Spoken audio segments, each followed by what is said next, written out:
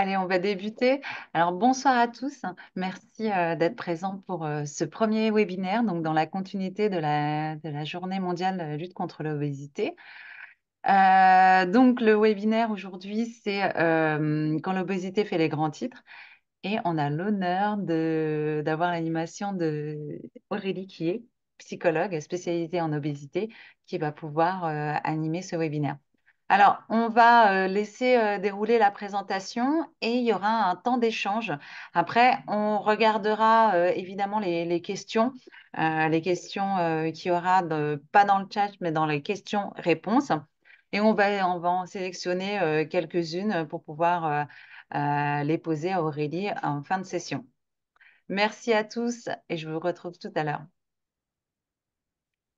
Merci beaucoup Anan et merci à la Ligue nationale contre l'obésité d'organiser ces webinaires comme ça avait été le cas déjà l'année dernière pour la Journée mondiale de l'obésité en effet.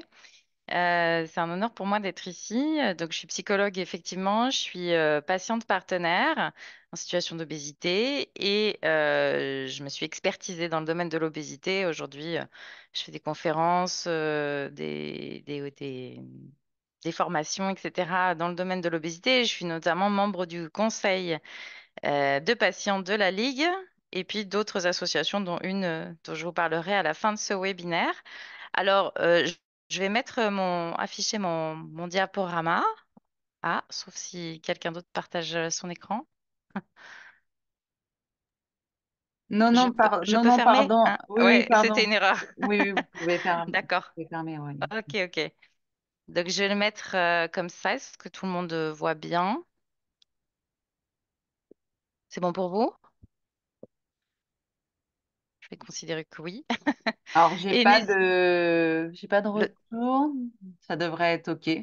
Pas d'alerte dans les questions-réponses, donc ça devrait. Ok, on voit bien donc mon diaporama, effectivement, sur quand Ça l'obésité voit fait les bien. gros titres, en effet, parce que le traitement médiatique de l'obésité est quand même un petit peu particulier, vous allez le voir. Je vais vous passer des petits messages, des articles ou des affiches de presse.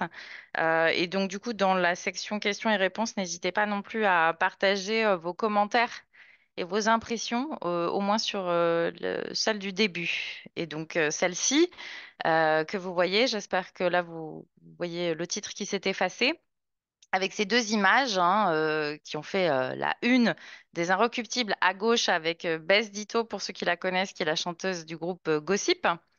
Et puis à droite, la une du Télérama avec Barbara Butch, qui est une DJ française. Donc déjà, si vous avez des commentaires par rapport à... Ah, on voit le tableau là, on voit des petites choses qui se passent. Afida, Léa, il y a des choses qui sont inscrites sur mes... Ah mince, je sais pas comment on peut les enlever. Alors, attendez, hop, si je refais comme ça. Voilà, c'est bon, Ok, super. Désolée Aurélie. il n'y a pas de souci. Donc voilà, on peut voir ces deux unes. Je ne sais pas s'il y a des choses donc qui vous interpellent dans ces images. N'hésitez pas à me le dire hein, par écrit. Moi, en tout cas, ce qui m'interpelle, c'est que ces deux femmes, elles sont présentes nues ou quasi nues. Elles s'exposent. Alors, j'imagine que c'est une vraie volonté de leur part hein, de s'exposer comme ça et de transgresser finalement un petit peu l'image qu'on peut avoir des personnes en situation d'obésité dans les médias. Après, est-ce que c'est de bon goût ou pas? Ça, je laisse chacun en décider. Mais en tout cas, c'est quand même un geste fort, courageux, militant, on peut le dire aussi, que de montrer eh bien, ces formes comme ça sur des unes. On voit aussi que l'attitude de leur visage, notamment au niveau de leur tête, hein, est quand même plutôt une attitude de fierté, d'assurance, de confiance en soi. Et donc, c'est plutôt quelque chose d'assez intéressant. Parce que c'est quand même pas si courant qu'on voit. D'ailleurs, quand j'ai cherché, hein, vous voyez, j'en ai trouvé deux sur toutes les unes qui parlent un peu d'obésité. J'en ai trouvé que deux et en l'occurrence sur des médias quand même plutôt populaires.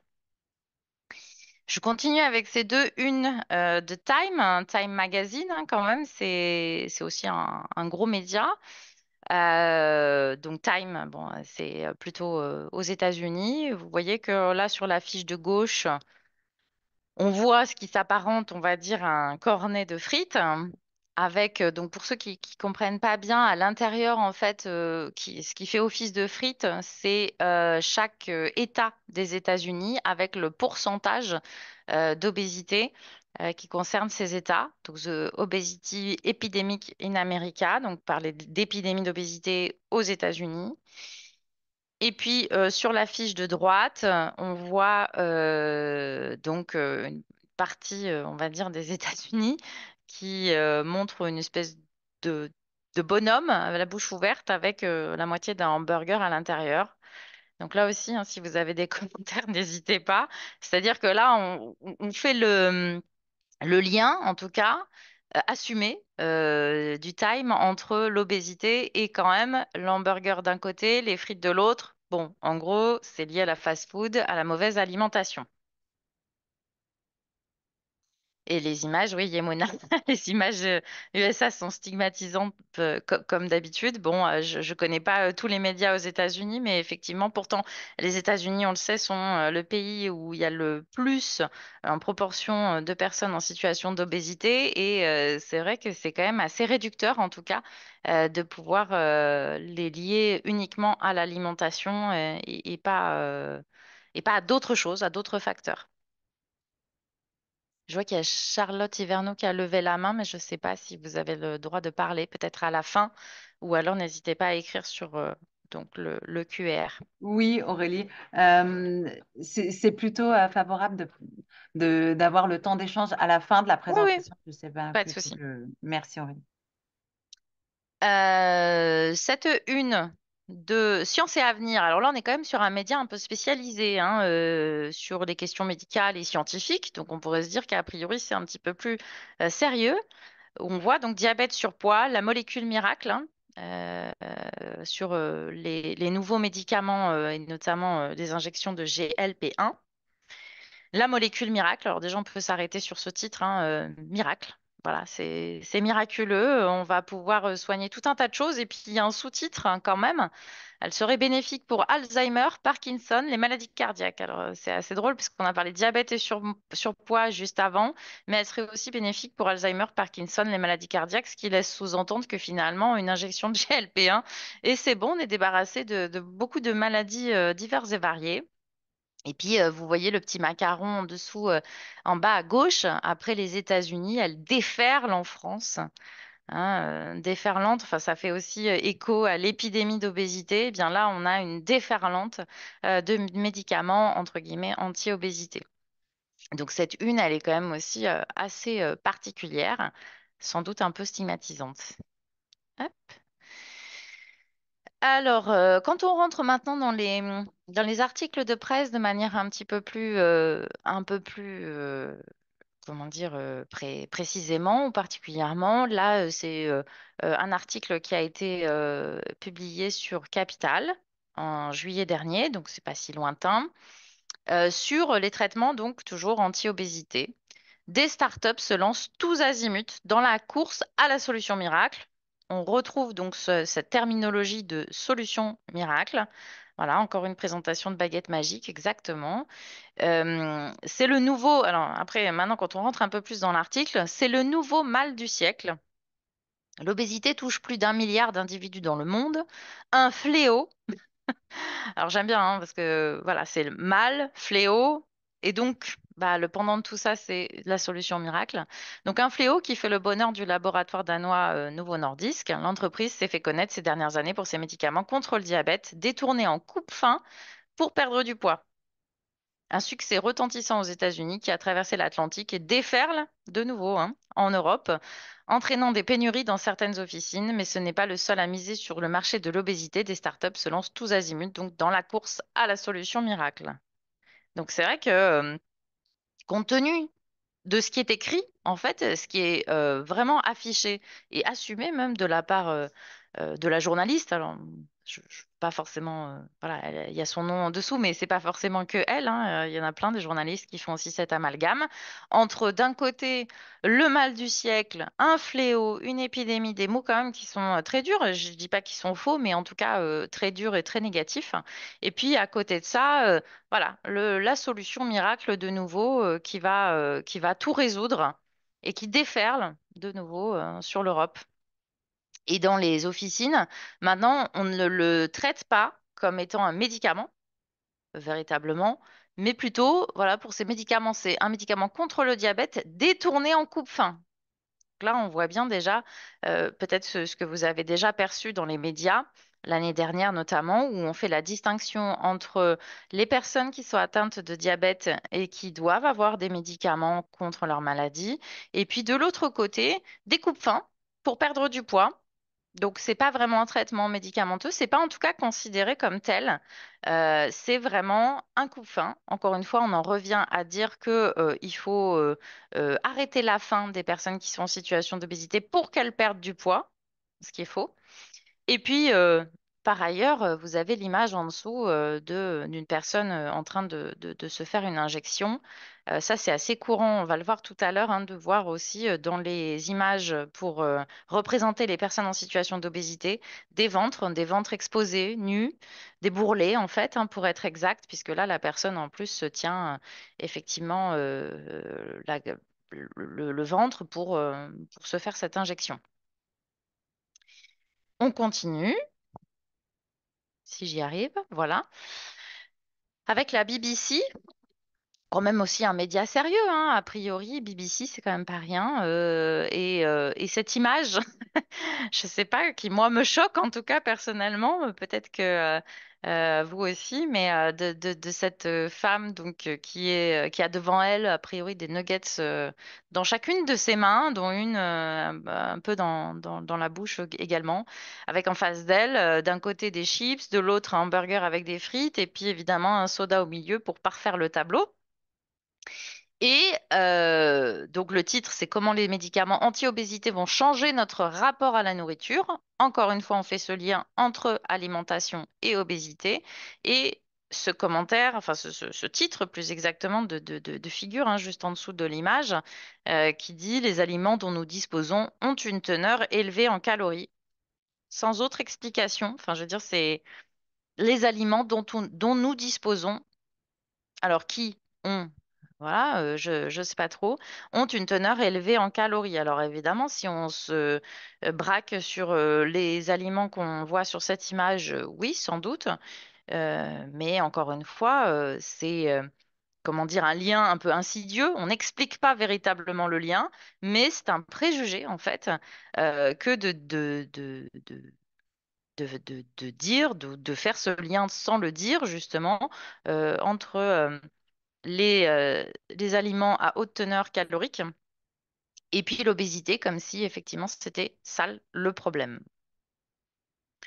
On continue, ça peut-être vous l'avez vu aussi en fin d'année dernière, puisque on a vu dans les titres aussi cette fameuse affaire, entre guillemets, au Royaume-Uni d'une personne, en l'occurrence une infirmière, qui décède après avoir eu un traitement de l'obésité, donc un traitement contre l'obésité, mis en cause dans le décès d'une infirmière. Le décès d'une Britannique a été associé pour la première fois à l'usage d'un traitement contre l'obésité. Bon, je ne sais pas ce que vous en pensez non plus, mais ça fait peur, quoi. Enfin, là, on est vraiment du spectacle un peu effrayant, où finalement, on est en train de nous dire, hein, on passe de la solution miracle à tout d'un coup une immense déception, parce que finalement, ce traitement, il est mis en cause dans le décès de quelqu'un. Donc ça fait un peu peur. On a retrouvé aussi cet article dans Le Parisien notamment. Une infirmière décède à cause d'un traitement contre l'obésité au Royaume-Uni. Les autorités britanniques ont établi que l'utilisation de tirzépatide, un traitement contre l'obésité, avait causé la mort d'une femme de 58 ans. Donc bon bah ok, dont acte. Mais finalement, quand on regarde les décès qui sont liés à des médicaments ou à des effets secondaires de médicaments dans le monde. Alors là, on a pris un exemple là voilà, des effets secondaires vous pouvez chercher sur Google, hein, tout simplement. Les effets secondaires des médicaments sont responsables d'au moins 18 000 décès chaque année en France. Et quand on parle de décès, c'est évidemment pour des médicaments im- enfin, importants, j'allais dire, mais c'est aussi tout ce qu'on peut retrouver dans notre pharmacie. Il y a des décès chaque année dus à l'absorption d'aspirine, par exemple. Pour autant, on n'en fait pas les gros titres. On ne fait pas peur aux gens en disant attention, l'aspirine peut tuer quelqu'un. Oups, pardon, j'ai été trop vite. Donc, on voit bien que le traitement, finalement, il est très manichéen, comme on a l'habitude de le voir aujourd'hui dans la presse, c'est-à-dire c'est bien, c'est une solution miracle, il faut se précipiter dans toutes les pharmacies pour le prendre. Et puis d'un autre côté, attention parce que ça peut quand même faire mourir. Donc on est là à plus savoir véritablement en qui on peut avoir confiance finalement. Est-ce que il faut prendre ce médicament? Est-ce qu'il faut pas le prendre? Est-ce que finalement c'est pas mieux que je reste avec mon obésité? Enfin voilà, c'est un traitement qui est quand même particulièrement rude. Ensuite, on a le titre, enfin l'article de l'Express l'année dernière aussi, hein, donc c'est pas vieux. Demain tous minces. Enquête sur la révolution des médicaments anti-obésité. Une nouvelle génération de médicaments contre l'obésité arrive. Les patients et les médecins applaudissent leur efficacité, même si les incertitudes restent nombreuses. Bon, donc, encore une fois, on reste là plutôt prudent. Mais ce qui m'interpelle dans cet article, c'est quand même le titre Demain tous minces. Mais vraiment, alors comme si c'était non seulement la solution miracle pour l'obésité, mais aussi pour toutes les personnes finalement qui se sentent pas forcément très bien dans leur corps, qui ont des complexes, qui aimeraient perdre 2 3 kilos pour rentrer dans le maillot de bain et avoir ce fameux summer body. C'est quand même assez détourné de l'utilisation originelle de ces médicaments qui commencent à arriver seulement avec des critères quand même très spécifiques et qui sont des médicaments, encore une fois, à destination de patients qui ont une maladie. Donc demain tous minces, c'est comme si le fait de poser la question, c'était à la fois un espoir, demain tous les êtres humains seront minces, et à la fois une crainte en fait. Est-ce que demain, ça veut dire que tout le monde sera mince?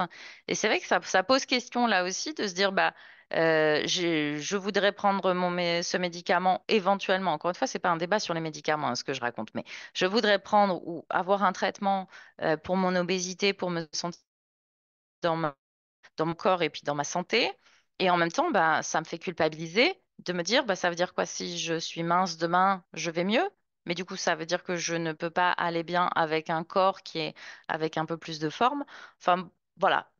On reste encore une fois dans cette espèce de zone grise où on ne sait pas trop bien finalement si on a envie d'aller vers ce genre de traitement, quoi. Et il est vrai, bon, vous voyez aussi encore une fois l'image sur la balance.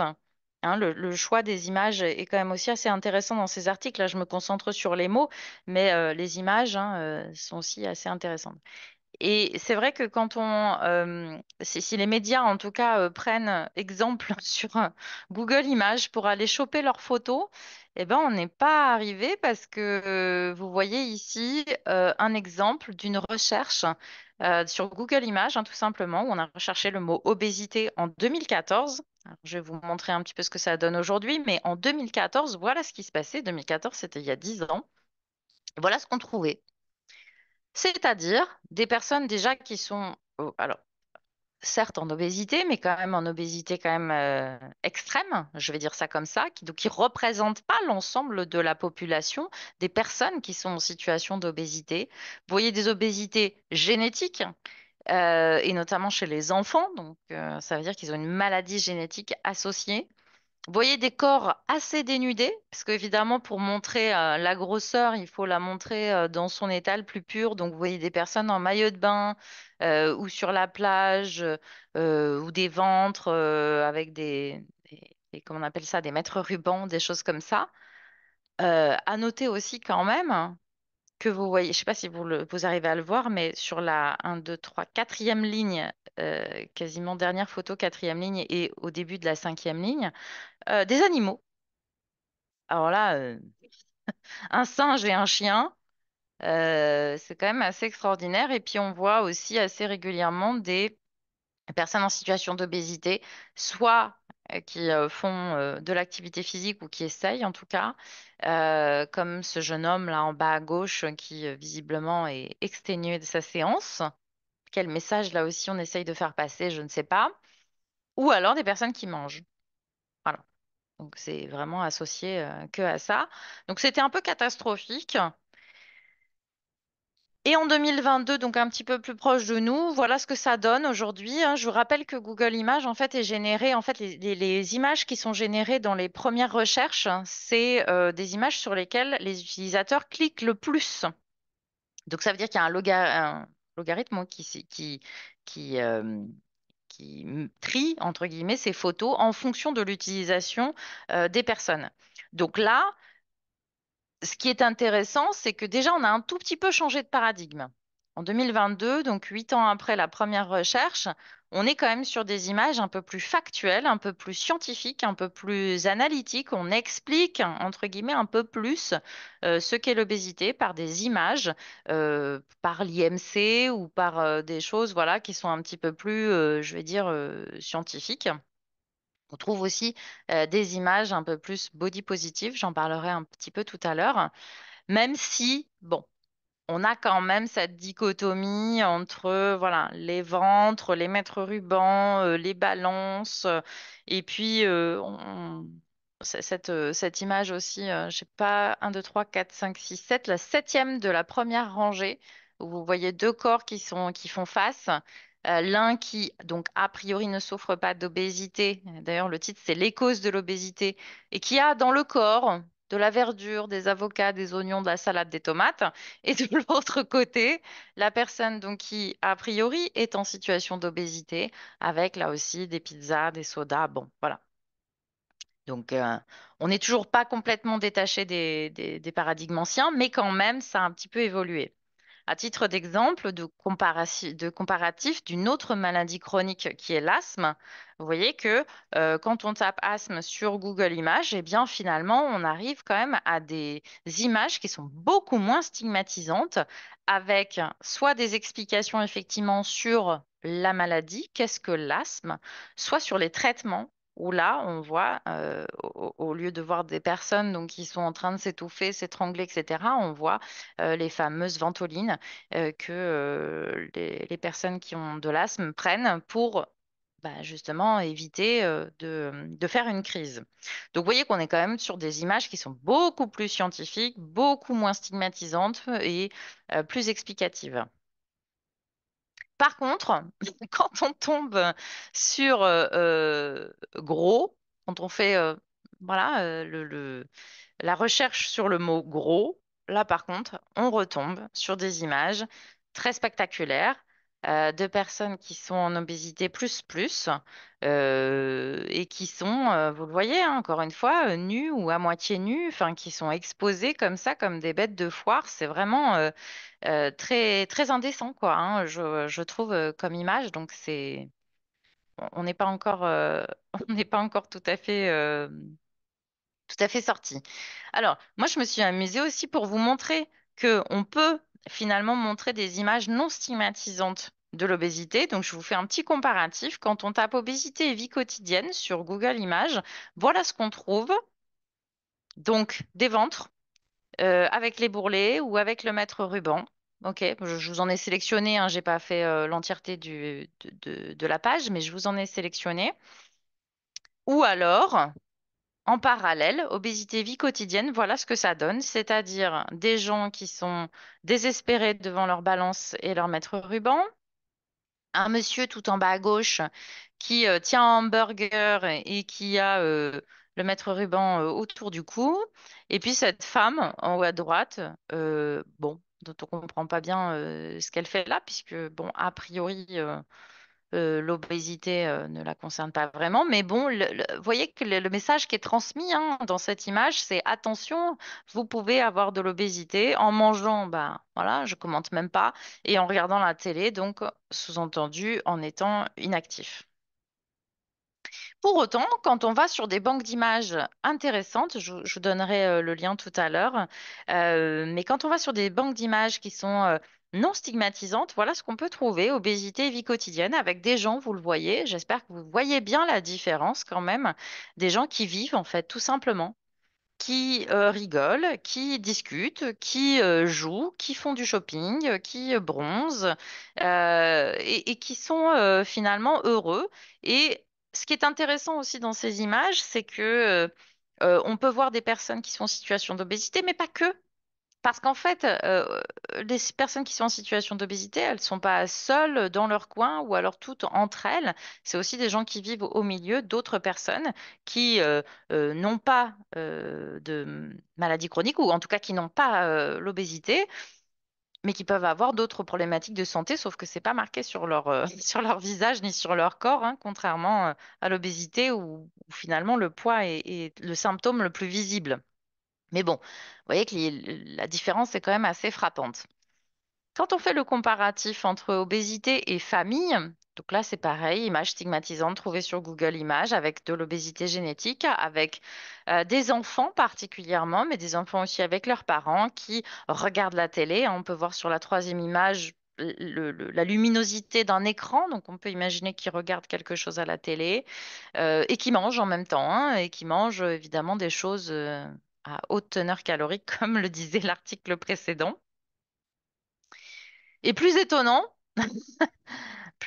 encore, quand on tape obésité et famille, voilà aussi le genre d'images sur lesquelles on peut tomber, c'est-à-dire des images euh, de familles, bon, a priori lambda, alors moi je les appelle les familles ricorées, hein, parce qu'on voit bien quand même que rien n'est naturel, c'est posé, c'est bon, c'est scénarisé entre guillemets comme pose, mais où on voit effectivement des familles, des parents avec des enfants qui là sont à table.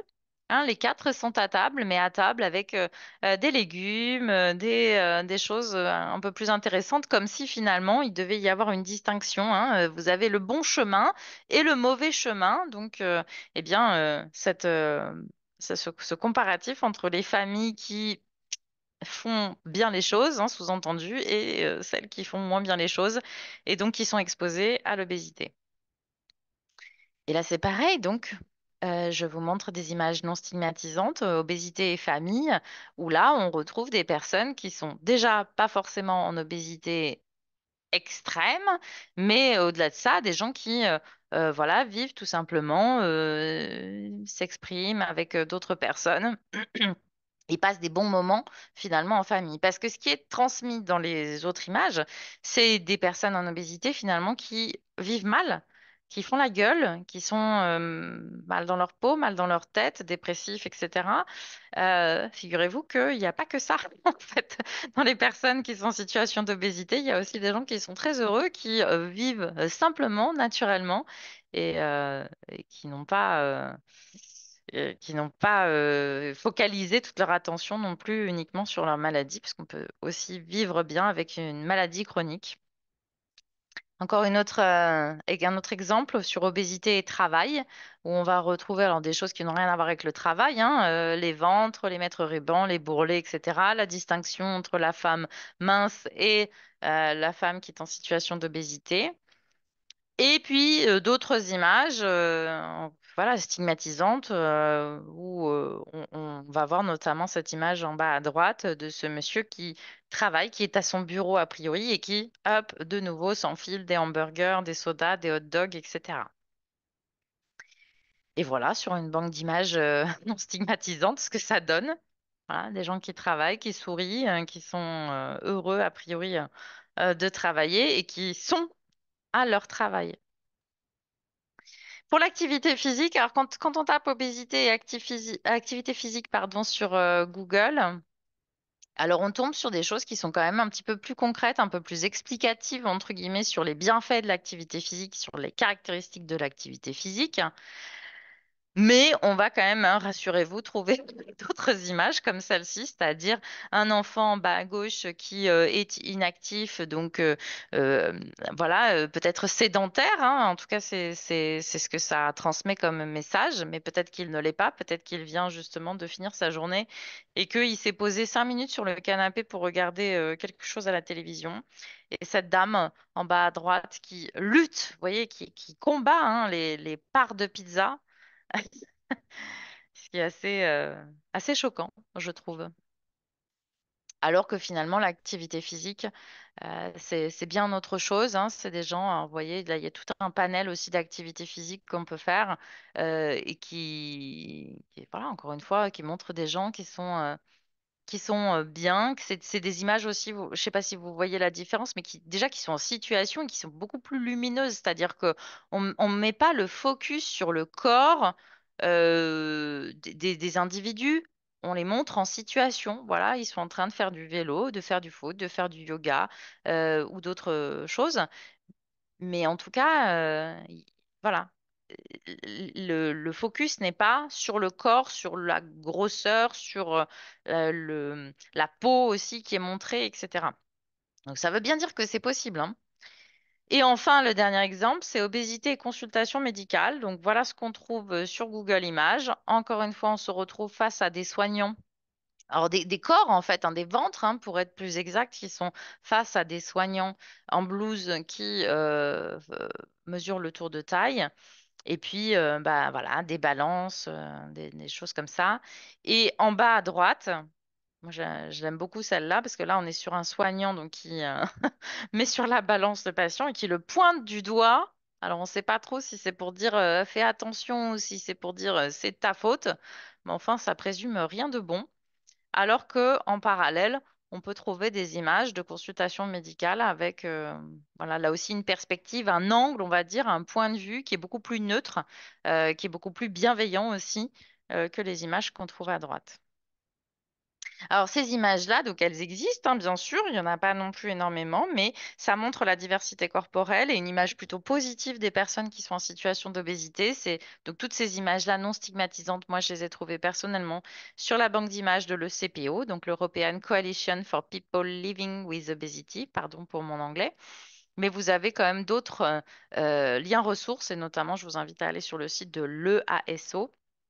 Qui est notre équivalent de l'AFERO, mais euh, c'est une institution européenne et qui montre bon, d'autres sites hein, sur Obesity Canada aussi notamment, etc. Mais d'autres sites en tout cas sur lesquels trouver des images beaucoup plus valorisantes des personnes en situation d'obésité.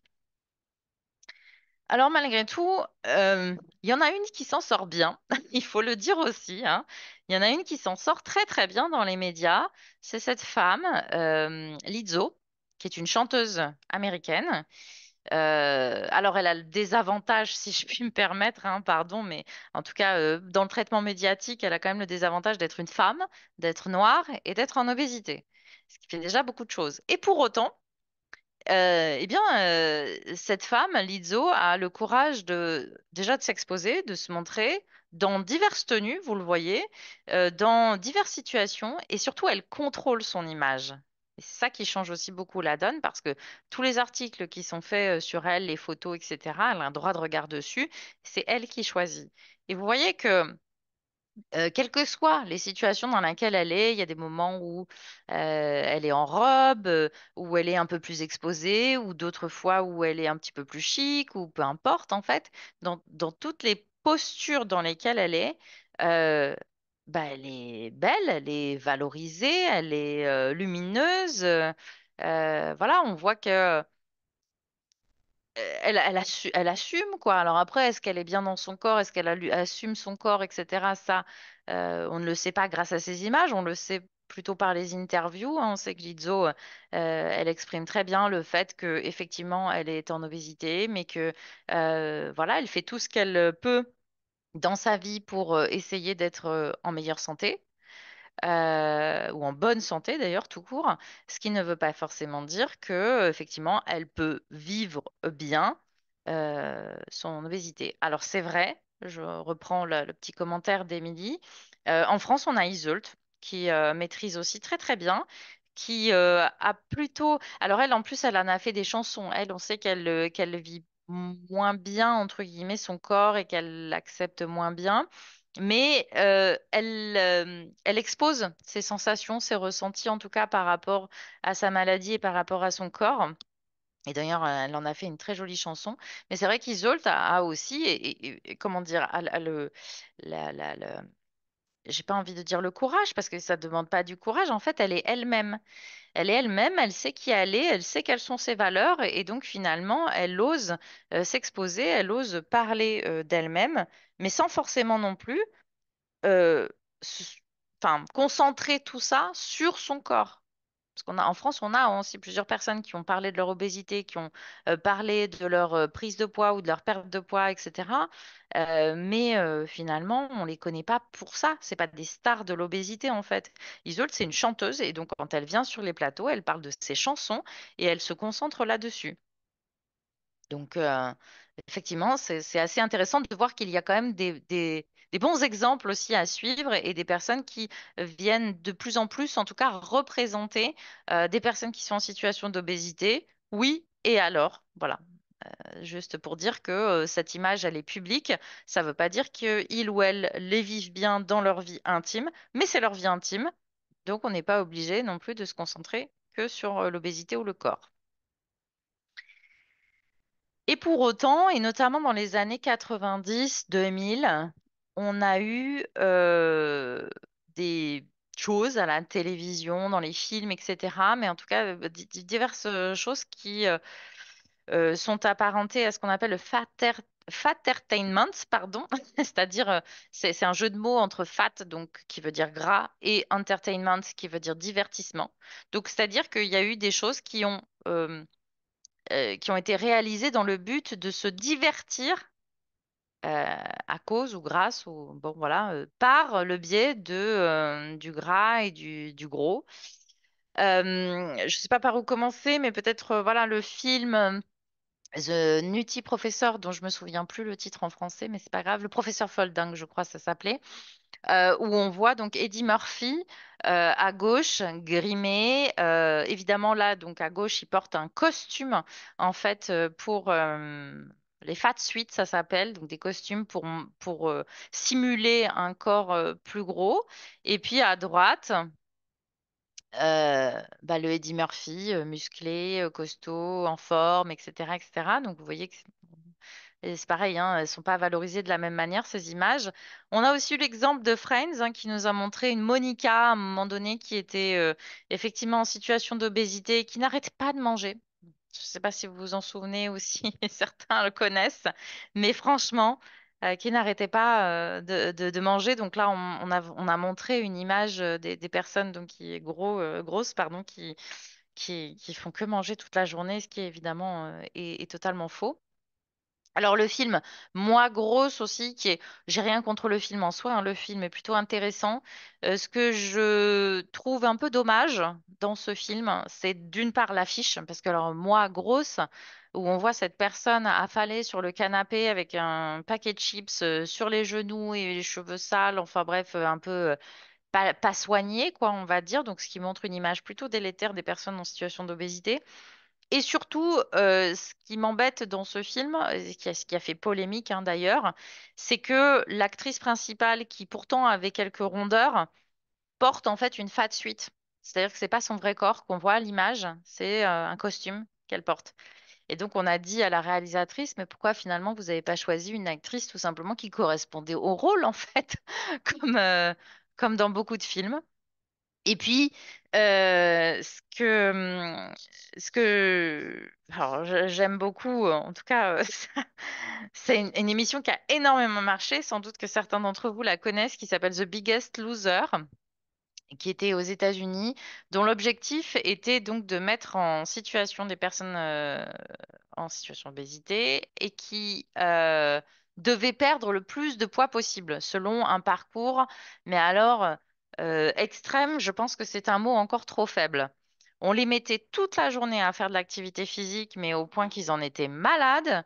On leur donnait des tests, genre on les mettait dans des boutiques avec des gâteaux, etc. Ils devaient pas craquer, ils devaient pas céder à la tentation. Enfin, c'était une catastrophe, ce jeu télévisé qui pourtant a duré pendant presque 20 ans, je crois.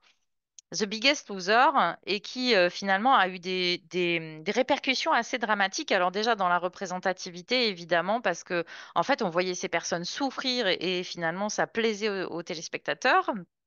Mais c'est aussi parce qu'on peut se dire, ah bon bah oui, mais s'ils ont perdu du poids au bout du compte, c'est quand même plutôt une bonne nouvelle.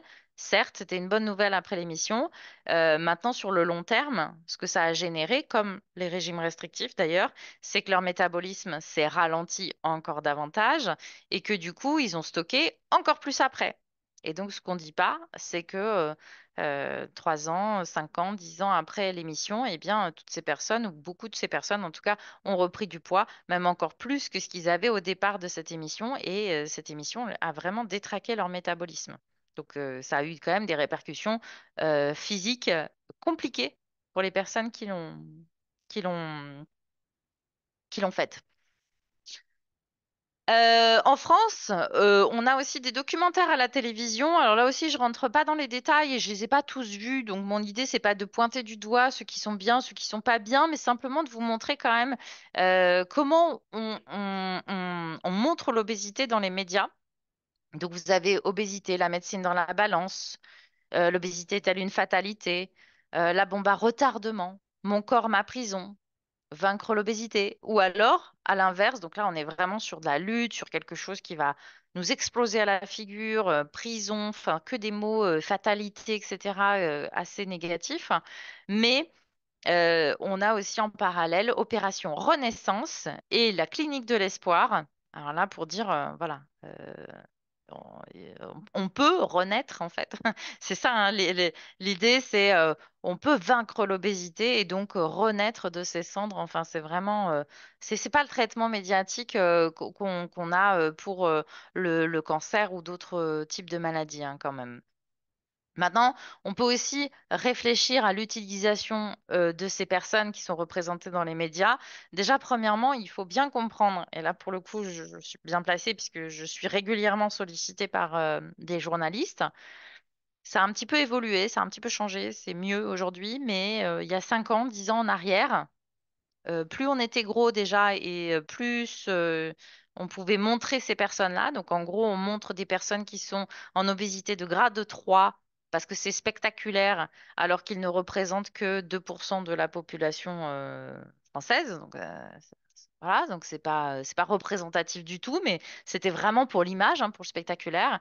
Et puis souvent, on montre des gens en train de manger ou alors qui sont en train de faire leurs courses et qui sont désespérés, et donc qui vont dans la clinique de l'espoir ou qui vont se faire opérer pour renaître. Enfin voilà. Donc on est quand même toujours dans une mouvance de dire, euh, dans le pathos en fait, on est dans la souffrance de l'obésité. Et il faut redonner de l'espoir à ces gens-là et donc leur promettre bah, peut-être, comme on l'a vu au début, des solutions miracles.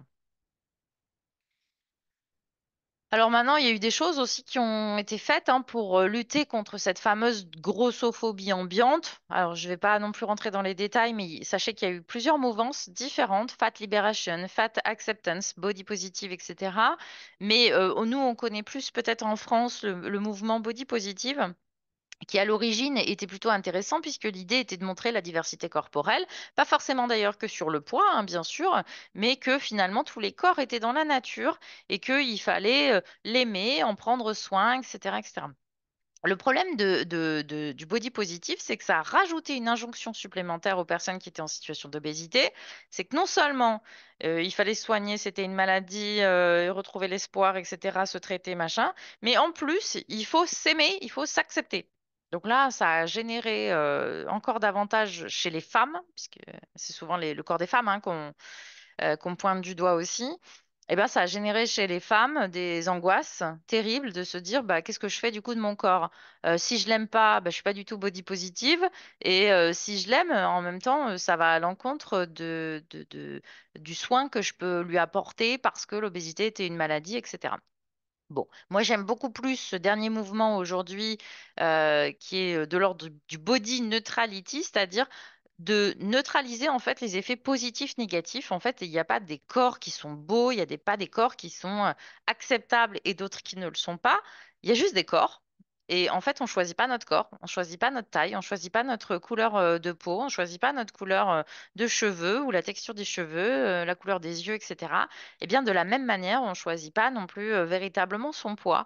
On n'est pas responsable de son poids. Donc, bah, le body neutrality, c'est simplement de se dire, j'ai un corps, c'est mon corps, donc j'en fais ce que je veux. Je peux éventuellement en prendre soin, mais selon mes exigences à moi, et pas selon les exigences de la société, de ce qu'il faut qu'un corps soit. Et c'est vrai que dans les années 90, particulièrement, on a eu aussi l'avènement des mannequins qui ont fait que aujourd'hui, on a un corps qui est représentatif de l'idéal de beauté, alors que finalement, tous les corps sont beaux, hein, il suffit de les regarder. Il y a eu aussi des efforts de fait dans la publicité avec cette diversité quand même malgré tout. Sur les pubs Calvin Klein, on voit bien la différence en bas à gauche entre 1993, 2023 et puis celle aussi à côté, donc où on voit quand même des corps un peu plus, j'allais dire normaux en fait, tout simplement parce qu'ils sont beaucoup plus représentatifs d'une proportion plus élevée de la population, hein. C'est pas obésité ou pas obésité, mais en tout cas voilà. En haut à gauche aussi avec ces fameux mannequins grande taille qui portent donc des vêtements les mêmes hein, d'ailleurs que pour les corpulences, on va dire plus classiques entre guillemets. Mais je trouve ça bien de montrer que bah, justement on a le droit de s'habiller aussi comme on le veut. On retrouve Iseult aussi, dont on a parlé tout à l'heure pour la pub L'Oréal en bas à droite. Et puis j'aime beaucoup cette pub de Célio en haut à droite, avec cet homme qui se demande comment il va pouvoir fermer son jean et avec ce slogan Binormal. C'est aussi pour montrer que finalement la normalité des corps, ben, c'est ça en fait, et que l'obésité c'est une maladie, mais les corps, c'est autre chose. Voilà. La forme des corps, c'est autre chose. Pour terminer, je voulais aussi vous dire, vous parler deux mots du vocabulaire employé parce que c'est vrai qu'on a tendance souvent à dire obèse. Vous entendez que depuis le début de ma conférence, je ne dis pas le mot obèse, je l'évite au maximum. Pourquoi? Parce que l'obésité, déjà, c'est pas vraiment un mot qui est très très joli pour différentes raisons, mais c'est surtout que obèse, ça restreint en fait la personne à sa maladie. Or, dans la maladie de l'obésité qui est d'autant plus stigmatisée, qui est la maladie, qui est le critère même le plus stigmatisé au monde, eh bien, le fait de réduire la personne à sa maladie, je trouve que ce n'est pas bien. Et donc, on va plutôt préférer d'autres types de langage qui mettent en avant la personne d'abord, donc people first language, hein, comme on appelle ça je vous invite vraiment à utiliser bon, le terme qui vous plaît le plus, personne en obésité ou avec une obésité, personne vivant avec une obésité, comme le préconise le ASO, une personne ayant une obésité, comme le préconise le CPO, ou une personne en situation d'obésité, ça c'est plutôt en France, et notamment selon les recommandations de la Haute Autorité de Santé. Éventuellement, je l'ai mis entre parenthèses, personne atteinte, malade ou souffrant d'obésité, parce que là aussi, ça vient présumé du ressenti de l'autre, en fait, par rapport à son obésité. Je peux très bien être en obésité et ne pas souffrir ou ne pas être malade ou ne pas me sentir malade. Donc, ça peut être mal interprété ou mal pris en fonction de l'individu que vous avez en face de vous. Mais une personne en obésité, c'est quand même beaucoup plus neutre. Sachant que, il faut le dire, il faut le répéter, les préjugés, la stigmatisation et du coup la maltraitance aussi hein, qui arrive derrière, ça engendre, aggrave et perpétue à la fois l'obésité et ses complications. Ça, c'est sûr. Et on a eu des multiples articles, en particulier de Rebecca Poole, qui le montrent.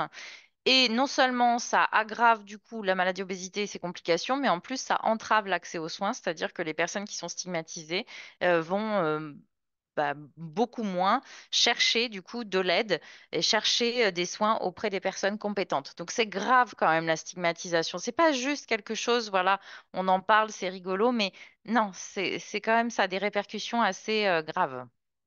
Et donc, c'est dans ce cadre-là qu'une association a été créée il y a un peu plus d'un an, un an et demi, qui s'appelle Stéréo pour stéréotype et O qui représente l'obésité, et qui vient donc du coup lutter contre la stigmatisation à l'égard des personnes qui sont en obésité. Je vous la présente. Vous avez le site internet en bas, enfin milieu droit, on va dire.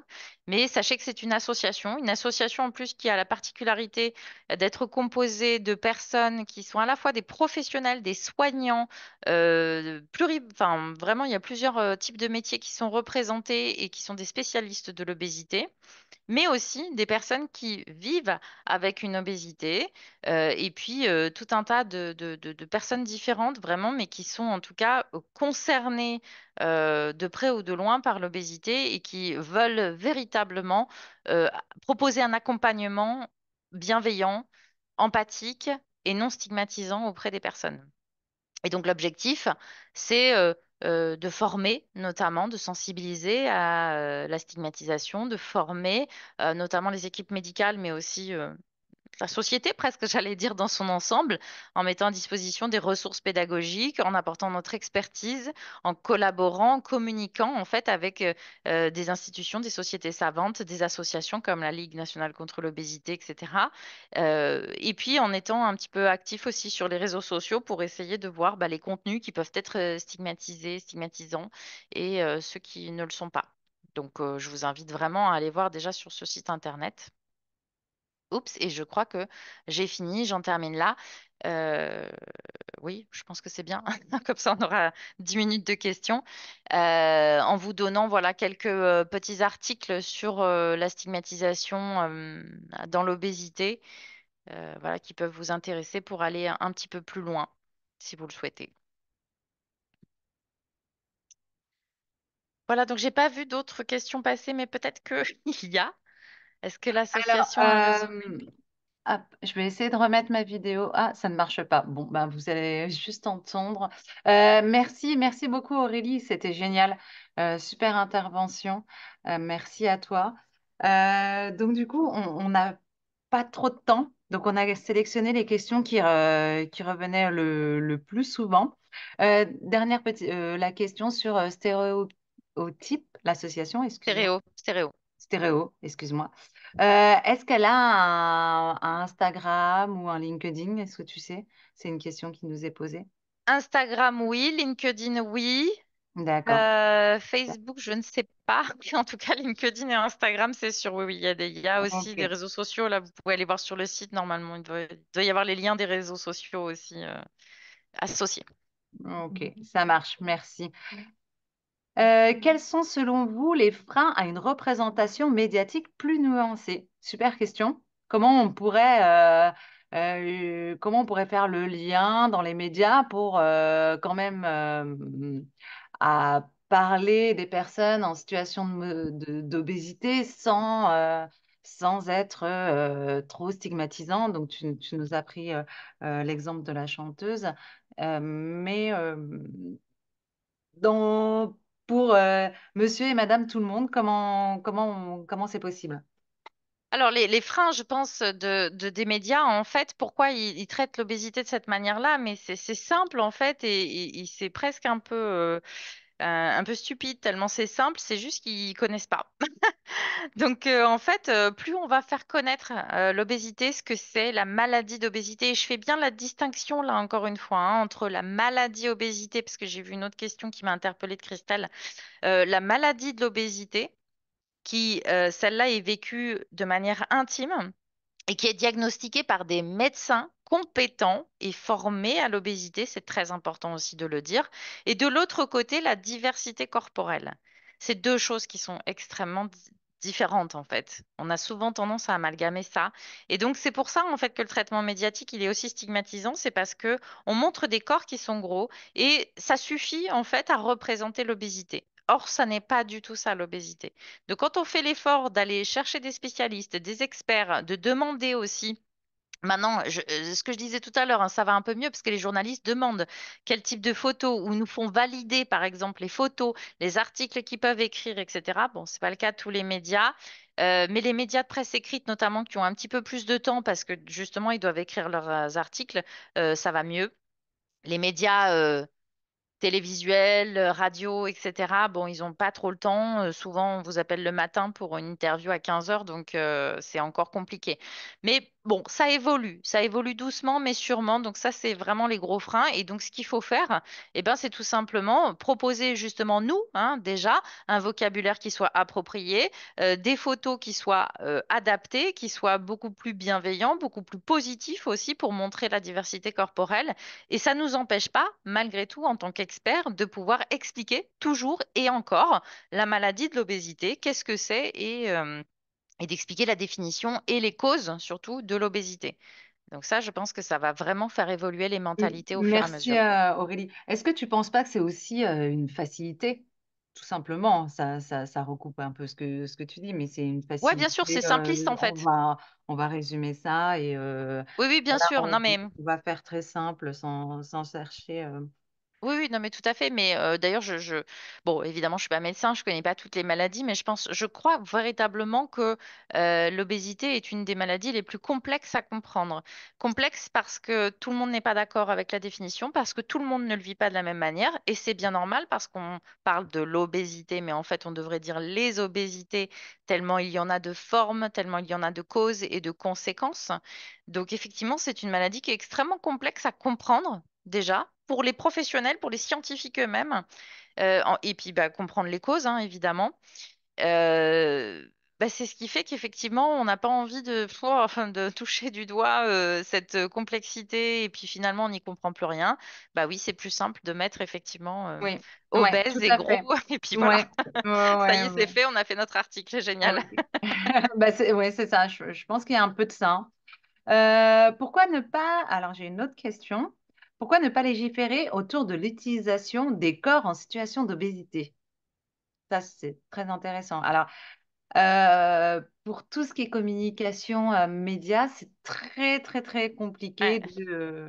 donc, je te laisse prendre la main, mais je sais que c'est très compliqué de mettre des règles et d'appliquer les règles.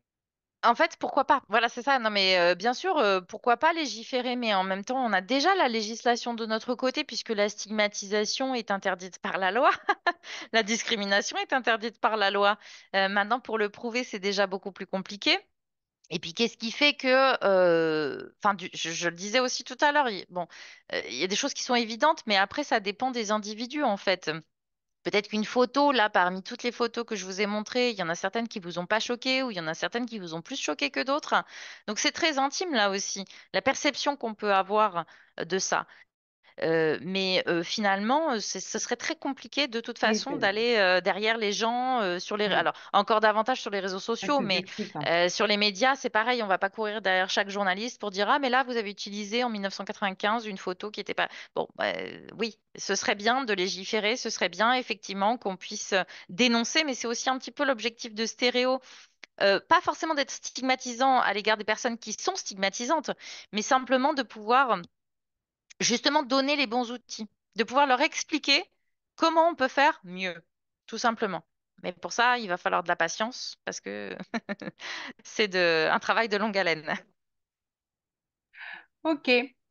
Eh ben, je te remercie. J'aimerais bien répondre juste à la dernière question de Christelle, si ça te va, Nan. Je ne sais pas s'il y en a eu Alors, d'autres la après, mais dernière question de Christelle, je ne l'ai pas vue, je la vois pas. sur le Bah, je t'en risque d'une prie. banalisation du corps en situation d'obésité dans les médias, n'est-il pas de voir les gens ne plus ou ne pas se sentir malades?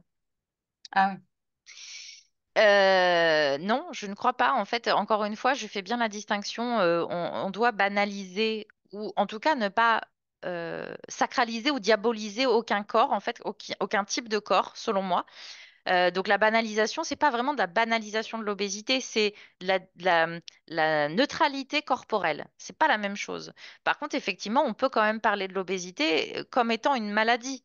Donc on banalise pas le fait que l'obésité soit une maladie. C'est simplement de montrer des corps sous toute leur nature, en fait. La nature étant bien faite, finalement, voilà. Oula, et puis après, il y a d'autres. Ok. Voilà.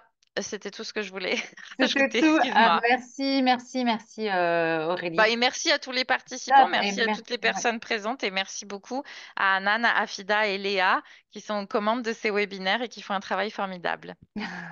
Merci à toi, merci à tous et à bientôt. Les webinaires continuent. Demain, on a le webinaire sur le parcours de la chirurgie bariatrique. Donc, on vous invite à y participer. On aura une chirurgienne donc spécialiste sur tout ce qui est traitement chirurgie bariatrique. Elle est au CHU de Montpellier. Et surtout, on a le côté patient avec une patiente qui a été slivée. Donc, c'est plutôt intéressant d'avoir les deux regards, côté médical et côté patient. Bonne soirée à tous et merci et à bientôt. Merci beaucoup.